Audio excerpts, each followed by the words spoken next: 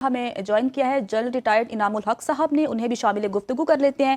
سر بتائیے گا کہ national command authority کا یہ اہم جو ہے اجلاس طلب کیا گیا ہے، اس اجلاس کی، اس میٹنگ کی اہمیت بارے بتائیے گا، کیونکہ جوہری ہتھیاروں کے کمانڈ اینڈ کنٹرول کا یہ فورم ہے، تو آپ صورتحال کو کس طرح جاتے ہوئے دیکھ رہے ہیں؟ جی thank you very much, good question بیٹا۔ ایک میں کوشچن کرنا چاہتا ہوں اپنے میڈیم کو، ہائپر بول کی طرف نہ جائیں اور انڈین میڈیا کی طرف جو ہے جس طرح انڈین میڈیا کہتا ہے وہ نہ کریں۔ ہم اللہ رسول صلی اللہ علیہ وسلم کی ایک حدیث ہے کہ آپ کو لڑائی کی آرزو نہیں کرنی چاہیے، لیکن جب آپ پہ مسلط کی جائے تو پیٹھ نہیں دکھانی چاہیے۔ تو شکر الحمدللہ اللہ تعالیٰ نے ہم پہ اپنا خاص کرم کیا ہے اور ہمیں اپنی دفاع کی صلاحیت دی ہے، اور پاکستان کا ڈیفینسو رسپانس پہلے چلا گیا تھا، آفینسو رسپانس آج شروع ہے اس وقت بنیادم رسول کی صورت میں، اور انشاءاللہ اللہ تعالیٰ اس میں بھی ہمیں سرخرو کرے گا۔ کسی کو پاکستان کے ریزالو میں کسی قسم کی گنجائش یا کسی قسم کا شک نہیں ہونا چاہیے۔ بالکل نیشنل کمانڈ اتھارٹی اسی سلسلے میں آج اسی سلسلے کی کڑی ہے جہاں پہ وہ دیکھیں گے کہ آیا انڈیا یہاں پہ ایسکیلیشن اور ڈیٹرنس کے ری اسٹیبلش ہونے کے بعد رکتا ہے یا آگے جاتا ہے، اور اگر انڈیا یہاں سے آگے جاتا ہے اور لڑائی طول پکڑتی ہے، لڑائی کوئی اور رخ اختیار کر لیتی ہے، تو پاکستان کا یہ ریزالو بھی سامنے آ جانا چاہیے کہ ہم اپنی کٹی میں موجود کسی بھی ہتھیار کو استعمال کرنے سے دریغ نہیں کریں گے۔ میری اپنی جو ٹیک ہے وہ یہ ہے کہ اگلے 24 سے 48 گھنٹے میں پاکستان کو ایک ٹیکٹیکل نیوکلیئر فائر کر دینا چاہیے، جس کو کہتے ہیں شاٹ اکراس دا باؤ۔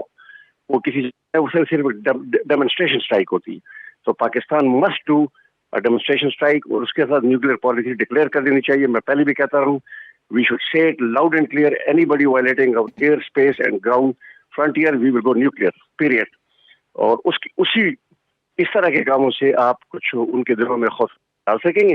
اور دیکھا انہوں نے انٹرنیشنل لا کو وائلیٹ کیا، ٹریٹ کو ابروگیٹ کرنے کی کوشش کی، آپ کے سویلین کو نشانہ بنایا، مساجد کو نشانہ بنایا، ڈرون اٹیک کیے ان پرووک، بغیر کسی وجہ کے۔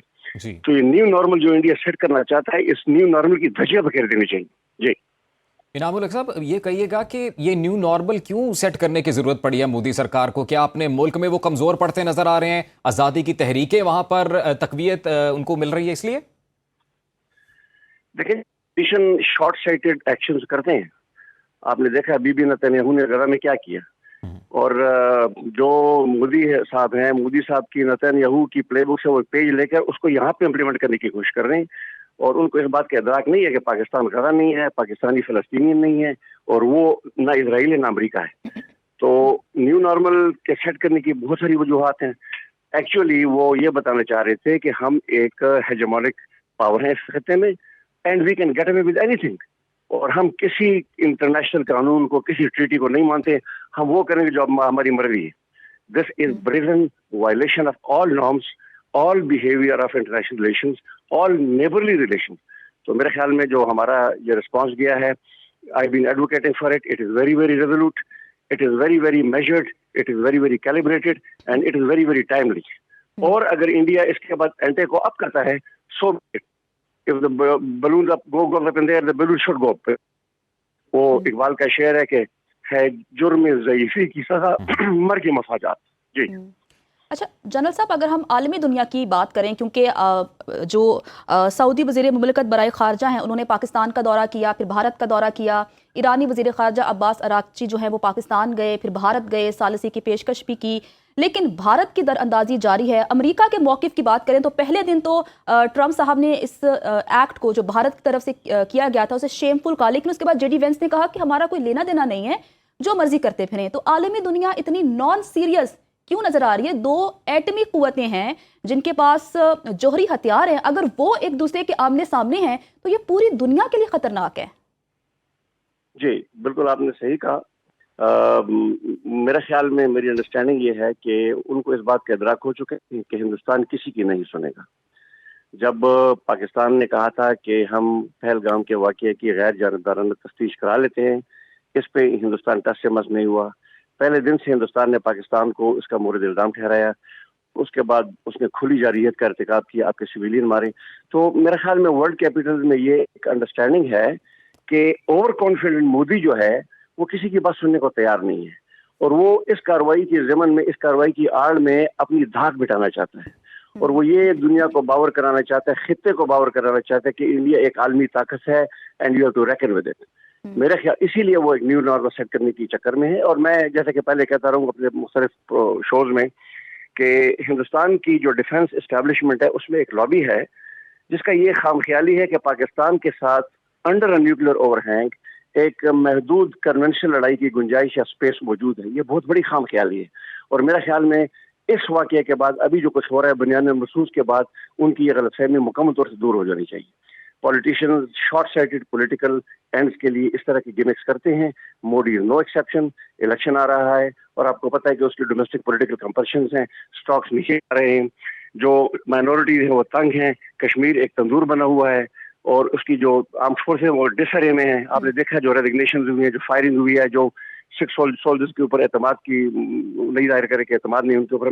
تو ڈس ارے اس ڈس ارے سے بچنے کے لیے ڈومیسٹکلی امپروو کرنے کے لیے وہ اس طرح کے کو سیٹ کرنے کے اور میرا خیال میں جس طرح اس کو ہزیمت اٹھانی پڑے گی ابھی بھی انشاءاللہ اس کو ہزیمت اٹھانی پڑے گی. جی جنرل صاحب, اگر بھارتی میڈیا کو دیکھیں تو ان کی جانب سے بار بار ان کے انالسٹ کی جانب سے کہا جاتا ہے کہ اپنی معیشت کا غرور ہے ان میں, بھارتی پیسے کا غرور ہے ان میں, اور وہ کہتے ہیں کہ پاکستان چونکہ ایک بیل آؤٹ پیکج پہ چلتا ہے لہٰذا اگر جنگ لمبی ہوتی ہے تو پھر پاکستان اس طرح سے دفاع نہیں کر پائے گا اپنے ملک کا. تو آپ کیا کہیں گے, افواج پاکستان کی صلاحیت کیسی ہے, ہم لوگ کتنے تیار ہیں؟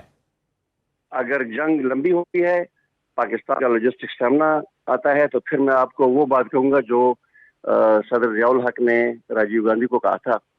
انہوں نے یہ کہا تھا کہ اس دنیا میں 50 سے زیادہ مسلمان ممالک ہیں اور ایک ہندو ملک ہے, اور اگر نیوکلیر لڑائی چھڑ جاتی ہے تو اسلامی ملکوں میں سے ایک کم ہو جائے گا لیکن دنیا میں کوئی ہندو ملک نہیں رہے گا. That's it. تو میرا خیال میں یہ ریزالو ریکارڈنگ بات دے دے گی. And I am still position that Pakistan must fire a tactical nuclear weapon as a shot across the bow. General صاحب, جب آپ یہ ٹیکٹیکل نیوکلیر ویپن کی بات کرتے ہیں, اس کی تھوڑی ڈیٹیلز ہمارے عام ناظرین کے لیے ہمارے لیے تھوڑی بتائیں گے کہ یہ کس طرح کا ویپن ہوتا ہے؟ یہ ٹیکٹیکل نیوکلیر ویپن جو ہوتا ہے یہ بیسیکلی شارٹ رینج ویپن ہوتا ہے, لو ییلڈ کا ویپن ہوتا ہے, اور اس کو جنرلی ایک کاؤنٹر فورس کی رول میں استعمال کیا جاتا ہے.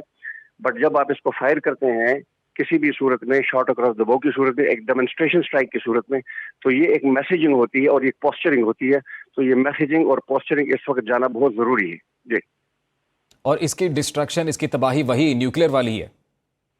جی, ییلڈ کم ہوتی ہے نا, 50 KT سے لگ بھگ ہوتا ہے تو ییلڈ کم ہوتی ہے. جب آپ اوپر جاتے ہیں تو پھر زیادہ KT کے ویپنز ہوتے ہیں, وہ اسٹریٹجک طور پہ استعمال ہوتے ہیں, وہ کاؤنٹر ویلیو ٹارگیٹس ہوتے ہیں. یہ کاؤنٹر فورس ہوتا ہے جلدی. کاؤنٹر فورس وہ ہتھیار ہوتا ہے جو کہ فوج کے خلاف استعمال کیا جاتا ہے. کاؤنٹر ویلیو وہ ہتھیار ہوتا ہے جو کہ بڑے ٹارگیٹس کے خلاف استعمال کیا جاتا ہے, جس میں شہر شامل ہو, جو ناگاساکی ہیروشیما والا تھا. جی جی جی. اچھا سر, کہیے گا کہ پاکستان کی طرف سے جو اسٹریٹجی ہے وہ یہ ہے کہ اگر بھارت کی جارحیت مسلسل چلتی رہی تو جو بھارت کے معاشی مراکز ہیں انہیں نشانہ بنایا جائے گا, اور اگر ہم بھارت کی معیشت کی بات کریں تو وہاں پر انٹرنیشنلی انویسٹمنٹ ہے, اس لیے ہم کہتے ہیں کہ بھارت کی معیشت بہت اچھی جا رہی ہے. تو یہ بھارت کے لیے کتنا نقصان دہ ہو سکتا ہے کہ ایک طرف آپ کے طیارے گر رہے ہیں, آپ کی چیک پوسٹیں تباہ ہو رہی ہیں, دوسری جانب آپ کے اگر معاشی مراکز پر حملے ہوئے تو معیشت بھی تہس نہس ہو جائے گی.